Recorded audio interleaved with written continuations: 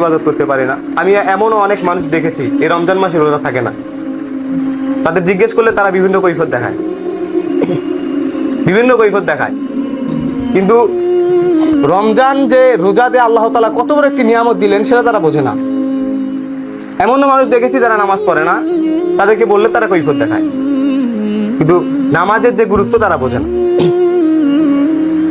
আমাদের ভালোবাসতে হবে আল্লাহ তাআলার সিস্টেমগুলো, আল্লাহ তাআলার ইবাদতগুলোকে,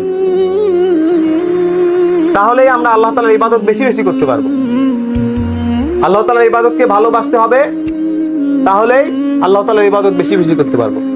যদি বলি যাক আজকে নামাজ পড়বো না, কালকে থেকে শুরু করবো, দেখবেন কালকেও হবে না। যদি বলি যে আজকে রোজাটা থাক, 15টা রোজা করবো, 15টা গেছে আর 15টা করবো, দেখবেন ওই 15টাও হবে না। শয়তান রমজান মাসে বাধা থাকে। আমি কেমন জানি দেখতেছি আশেপাশে যে আমার মনে হয় শয়তান বাধা নাই, শয়তান শয়তানের মতোই আছে।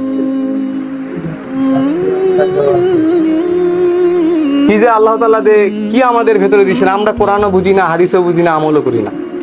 একটা করি মসজিদ, মসজিদের সৌন্দর্য টাইলস, আবার রং, ছাদ, 3 তলা 4 তলা, এগুলো দিয়ে মসজিদের সৌন্দর্য নয়। মসজিদের সৌন্দর্য হলো মুসল্লি দিয়ে। যত মসজিদের মুসল্লি বাড়বে তত মসজিদের সৌন্দর্য বাড়বে।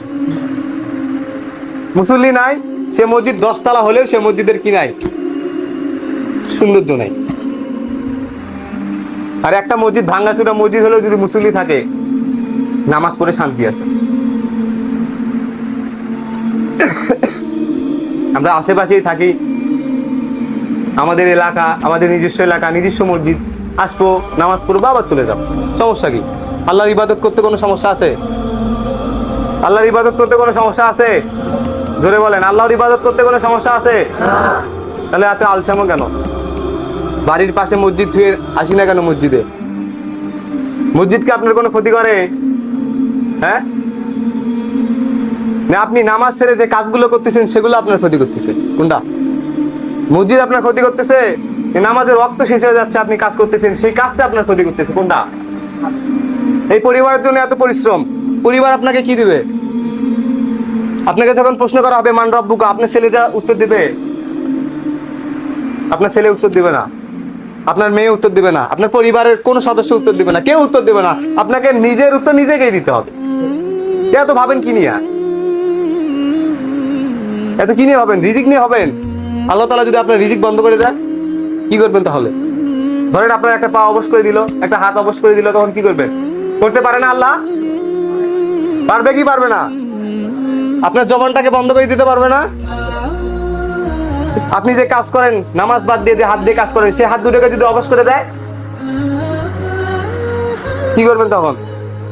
তখন কেঁদেও লাভ নাই। আল্লাহ তাআলা ইচ্ছে করলে সবই করতে পারেন। আপনার বাড়ির সামনে মসজিদ, আপনি নামাজ পড়তে আসেন না, আপনার মতো হতবা কেউ আছে? শুধরে যান ভাই, শুধরে যান, সময় এখনো আছে। শুধরে যান, শুধরে যান, নিজেকে পাল্টে ফেলেন। ইসলামের যে একটা শীতল ছায়া আছে, এই শীতল ছায়ার ভিতরে আসেন, দেখেন ইসলাম কত সুন্দর। যদি নিজের মনে ইসলামকে গাঁথতে পারেন, ইসলামের জন্য আপনি জীবনও দিতে পারবেন। ইসলাম এত সুন্দর।